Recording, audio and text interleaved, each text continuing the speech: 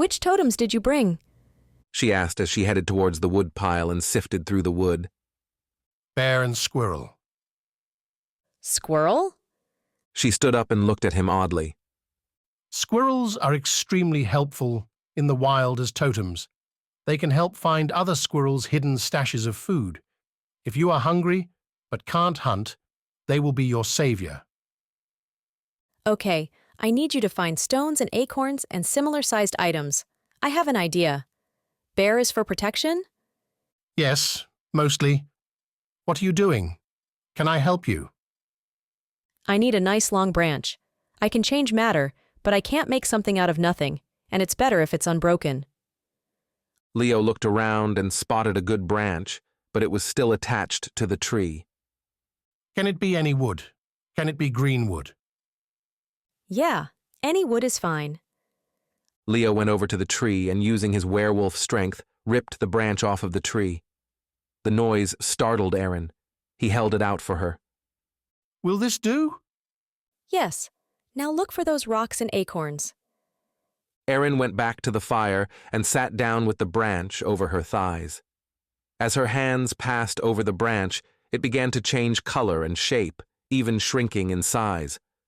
While she worked on the branch, he utilized his squirrel totem to help find the needed items. Once Aaron was finished with the branch, it became a wooden sword that glowed with a sinister black glow. What is that? Leo asked. The sword you will be using. I can't change wood to metal in such a short amount of time, so I turned it into ironwood. It's a very dense wood, so it will maintain its shape fairly well. I've spelled it with a death arcane spell that will cause great damage to the dead, so you must make sure you do not hit any of the dead by accident. Give me the pile of squirrel ammo. What? Ammo? Yes, I'm going to spell these little missiles. Did you know squirrels can throw with accuracy? Leo shook his head. This one time we had made camp, and while we were setting up, this one squirrel kept on throwing acorns at my mom. We have no idea why. She would be sitting by the fire and suddenly would get bonked on the head with an acorn. I need Squirrel to find a good vantage point overhead and throw these missiles at the spectre. I am going to spell them with little doses of confusion. They will be safe until they fall a certain amount, so they will be safe to handle. The squirrel totem picked its spot and then created a quick stash spot for the ammo. By the time everything was set, Aaron could feel the spectre getting close. What about you? Leo asked. I will need all of you to keep the spectre occupied. Take your attacks when you can. Trust Alpha Featherwind. He has been fighting this thing for a long time. Leo nodded, worried. As the spectre came into view, he could tell that Aaron had given it a visible form with her ectoplasm trick. While the fight began, Aaron tuned them all out as she began to work on her right arm with both Death and Life Arcane after she had cloaked her Necromancer beacon. It was excruciatingly painful. Even trying to deaden her nerves with Death Arcane and using Mind Arcane to block out the pain, it was not enough. She did her best to stifle her cries of anguish, but Leo could hear them regardless, along with smelling the blood that was flowing down her arm as well. He was too engaged in the fight to ensure she was okay. He just begged any gods or goddesses that might be listening that she was safe. The spell work was finished. It was fast and sloppy, but Aaron knew it would be deadly. She had transformed the bones of her right arm from the elbow down into a sword. It also glowed with darkness. Squirrel put out a barrage of missiles, causing the spectre to roar with rage. The spectre was faced away as Aaron limped tiredly to the enemy. She got into place behind it, cast a beginner's time speed spell on herself. It wouldn't make her a lot faster, but she hoped it was just enough to make a difference. She took a deep breath before bursting with speed as she stabbed it repeatedly, her arm looking like a blur from the outside as she stabbed. As her barrage ended, all of the energy left her as she collapsed to the forest floor, unconscious. Leo saw her fall. He screamed out in denial as he stabbed forward, finally ending the Soul Eater. As it disintegrated, he could see flecks of silver smoke exiting the body of the spectre. This was the souls of the dead it had devoured getting to move on. Erin! He cried as he cradled her head in his lap. He looked over at her arm. What did you do to yourself? Alpha Featherwind came over to him. She is very brave. She is your mate? Leo nodded. She will be a strong addition to the pack. She is weakened, though. You must take her to the burial mounds. Her kind gathers strength from such a place. You must contact your Alpha and have him meet you there. She will need help. We will travel with you. Many other dead had fought against the Soul Eater, close to 30. Leo headed over to the backpack and found the walkie-talkie he had been annoyed that Erin's uncle had demanded they take. He was now grateful for it. He took a deep breath before turning it on and pressing down the talk button. Alpha Matthews, I need to take Erin to the burial mounds. Alpha Featherwind would like to speak with you. It took a few moments, but he replied, I hear you and will meet you there. Who is Alpha Featherwind, and why is he on our territory? He was Alpha of the tribe a very long time ago. Please hurry. He said we will need help. I understand. Leo lifted Erin easily into his arms and sprinted to the mounds. Featherwind directed him to lay her on top of a mound. Are you sure? Isn't that disrespectful? It is mine, and I grant the permission. Leo laid her down carefully on the mound and waited. Her arm was still changed and covered in drying blood. He hated that she had purposely injured herself. It wasn't long until Alpha Matthews came into view. He saw all the silvery glowing people first and was alarmed when they all looked at him and then cleared a path. His instinct was to run, but he had a job to do. He continued on to Leo and Erin and noticed a man who radiated power next to them. Explain. He growled.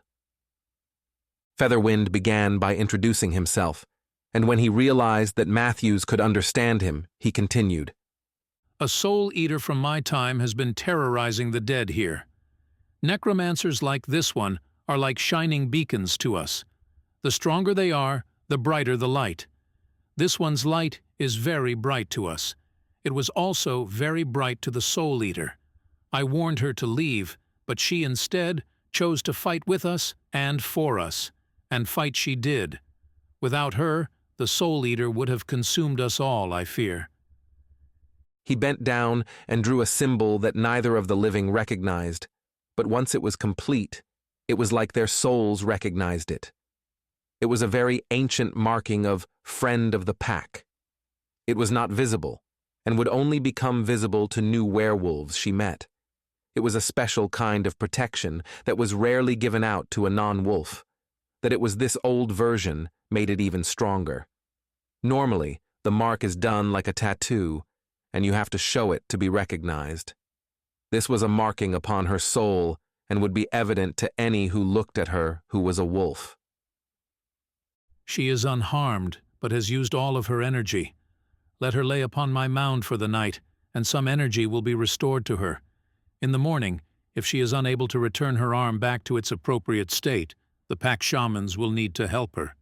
I understand, Alpha Featherwind. Leo, I will want to hear from you both of what happened tonight. I'll be back in the morning. It looks like your attempt at a trial run has gone awry again. I suggest you lay with her to help keep her warm and encourage the beginnings of the bond to form between you two. Physical contact helps those like her to feel more comfortable and safer around a wolfmate. It will make it easier once you are able to let her know of the mate bond if it has already taken seed within her in this way, and it will also calm your instincts to mate her. Leo nodded and snuggled next to her while Matthews left back to his home. I have never seen a mage so damaged. Do you know how she came to be like this? Featherwind asked. She was in a really bad car accident just before she awakened as a mage. Leo replied. Cars. Yes. I have seen these things. I do not like them. Featherwind replied. And the mages cannot heal her? No. Alpha Featherwind. Her body became locked in a way once she awakened. In life, I was a waning moonwolf. Leo knew this to mean that this alpha would have had a deep knowledge of fate, what was destined and what was changeable. He would have been able to see many paths ahead and what their end results would each be. It would have made him an excellent alpha. In death, this did not change. You will meet a wolf by the name of Mendoza. It is important that you do not seek them out. They are not ready to meet you yet, but this wolf will help her. I can't tell you more than this, but it is important that you both meet them. Leo understood that Featherwind was further masking this person by only giving the last name and not saying if they were male or female. The dead moved away a little bit to let them rest. Without a fire, it was chilly, so his body warmth was needed. The entire night, Erin did not move. It was as if she were dead, though her heartbeat and her breath told him that she was not. It was later in the morning than they were both used to when Erin began to rouse. She whimpered in pain. What hurts? He whispered as he rubbed her normal arm. My hip and my arm. She looked down at her arm. It didn't change back. I was worried about that. She rubbed at her hip as she grimaced. Where are we? It feels soothing, comfortable. The burial mounds. That makes sense then. Do you want me to try and rub out your hip? Erin's cheeks colored a little bit as she blushed, but she nodded. Okay. Guide my hand where you may need it more. She nodded again, and he began to knead her hip. He felt when it unlocked. He lightened his pressure and continued to massage the muscle with one hand, and then began to help her bend her hip back and forth to ensure it was moving easily. Ready to try sitting up? She sighed out and said she was ready, so he helped her slowly sit up. What made you think to come here? Is this in our range? No. We are well outside of our range. When you passed out, Alpha Featherwind said to bring you here and have you lay on his mound so that you could regain some of your magical energy. Do you think you have enough to change your arm back? I was winging it. I have no idea on how to get my arm back. She was worried, so he quickly let her know that Alpha Matthews would be able to help her get her arm back to normal. Do you think you can ride me back to the Pack Village? Alpha Matthews said he wants to speak with us both once you have woken up. I don't know. How will I hold my cane? Where's my cane? It's back at our camp. I can carry your cane in my mouth so that you can still hold on to me. After a little longer, they used the radio to call Matthews to let them know they were awake and heading first to their camp to collect their things, and then to the Alpha's house. Leo looked silly, carrying the cane in his mouth, but with only one usable hand, Erin had a hard time holding on as it was. Alpha Matthews was waiting for them outside his home. Leo set the cane down and then dropped down so that Erin could get off of him. Matthews helped her down because she was especially off balance. He kept her faced away while Leo shifted back. After Leo grabbed his clothing from the backpack, Matthews guided them both to a nearby house. He explained that the pack elders, who are also among the most talented with werewolf gifts, were waiting for them inside. The area she was led to was open with large cushions instead of chairs strewn about. Matthews helped her to take a seat in the center of the room. The elders were already in the room, and there was a visible ripple among them. Erin assumed it was the sight of her arm as it was, but in truth, it was the marking that Featherwind had done. Matthews and Leo shared a small smile at their response.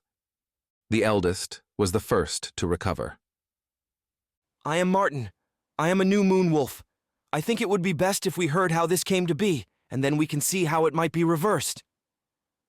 Erin began with the tale, and Leo added in where he could to help. They went over what she could remember of the spell work as well as which arcane were used. It took some time, and the blending of both Erin's arcane and the magic from the werewolves, but they were able to return her arm back to normal. Erin thanked them as she tested the movement of her arm. Now for the rest of the tale. Leo? Matthews said. Leo nodded and related what had happened after the Soul Eater had been defeated, but did not reveal what Featherwind had said about meeting that other werewolf in the future. He felt it was best to keep that to himself. Ah, that would explain why I feel a kinship with this mage. I have not heard of that kind of marking of a friend of the pack, but it is very powerful and well earned. Martin replied. I am sure these two pups are hungry after last night. How about you two come back to the house and have breakfast and we can go from there? Matthews suggested. They both nodded, and he guided them back to his home where his mate was finishing up on breakfast. Inside, Matthews guided them into the dining room, which was just an extension of the kitchen. Aaron, this is my mate Joanna. He went over and nuzzled her neck, making her giggle. It's nice to meet you, ma'am. Aaron replied politely. Ah, so this is the mage I have heard so much about. She said with a smile. Daniel here told me about what happened last night. That's amazing what you did. Does that kind of thing happen often? Fighting specters? No. I do see the dead at night, but mostly they stay away from me. My cousin Deacon explained it to me like this. He is a fighter at the Hammerhead fighting arena. A guy who is a string bean is someone you want to fight because they don't look very strong. A big beefy guy who looks like his muscles have muscles, well, you might not want to fight him because if he hits, he's going to hit hard. The dead see me as the big beefy guy. But to them, it's not a matter of me hitting them harder, but that I could be so strong that I could force them into a slavery of a kind. You look at a person and you make a snap decision. The dead can be destroyed by someone like me, so they err or the side of caution. I suppose that makes sense. Joanna nodded. So does that mean you don't work with any of the dead? Aaron laughed. Not quite. It just means that the dead that come to talk to me are pretty powerful and feel that, if need be, they can stop me. Can they? Sometimes. It really depends on what their abilities are. But for the record, I think Alpha Featherwind would have wiped the floor with me. I could get a feel for his strength, and it was pretty intense. Erin spoke to Great-Grandma Helen yesterday. Grandma gave Mum the family heirlooms and apologized for trying to get Dad to reject her. It helped her pass over. Leo added. This was interesting to both the Alpha and his wife, so asked a few more questions about the experience. Joanna then served the two of them a stack of pancakes each. I hear you don't eat as much as we do, but eat what you can. She said to Aaron with a smile. Aaron thanked her, and they both dug in. After they slowed down, Leo asked, How are you doing? You went through a lot last night and this morning. Are you tired? A little, but not enough to need to rest. Maybe just take it easy today. Are we heading back into the forest? Matthews reappeared. I don't think that's a great idea. Last night you could have died, and it would have been on packlands. It would have damaged relationships between mages and werewolves. Relationships became strained about 30 years ago, and I don't want a repeat of that.